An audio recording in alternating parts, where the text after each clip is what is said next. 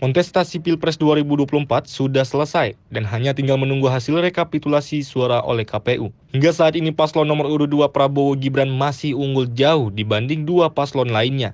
Melihat hasil penghitungan suara yang sudah mencapai 78,12%, membuat sebagian parpol di luar koalisi Prabowo Gibran posisinya dipertanyakan. Pengamat politik Ujang Komarudin mengungkapkan, salah satu parpol yang diprediksi akan bergabung dengan koalisi pemenang pemilu adalah Partai Kebangkitan Bangsa. Dari awal saya sudah meyakini bahwa PKB itu tidak punya DNA beroposisi, DNA-nya DNA kekuasaan, DNA-nya DNA ada di dalam pemerintahan gitu.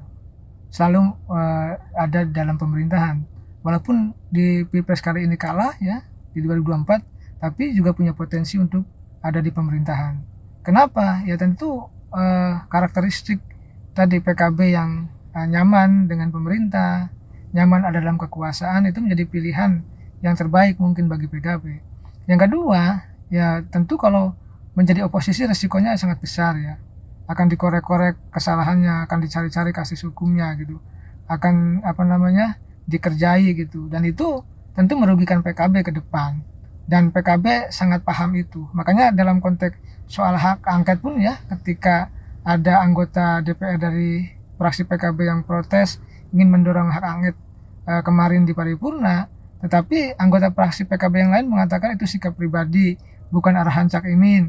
Cak Imin pun tidak hadir dalam sidang paripurna tersebut. Dan kalau soal dorongan angket nanti tergantung parpol. Jadi saya melihatnya PKB itu nanti itu ke depan saya meyakini ada dalam pemerintahan Prabowo Gibran. Suka tidak suka, senang tidak senang, yaitu pilihan dari PKB yang mungkin jalan yang terbaik bagi PKB. Ya kalah sementara dan mungkin nanti bergabung dengan pemerintahan. Artinya ketika gabung dengan pemerintahan, ya itu adalah konsekuensi politik yang harus menerima kekalahan dan mendukung yang menang. Apapun keputusan nanti PKB, yaitu hak PKB. Tapi saya melihatnya potensi PKB untuk gabung dengan pemerintahan Prabowo Gibran itu sangat besar, sangat tinggi. Tadi alasannya PKB tidak punya DNA oposisi.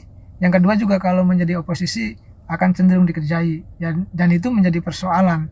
Dan dalam konteks itu rasional jika PKB ada dalam posisi mendukung pemerintah dan ada dalam pemerintahan, ada dalam kabinet, dan PKB bisa menjalankan tugas keparpolannya ada dalam pemerintahan.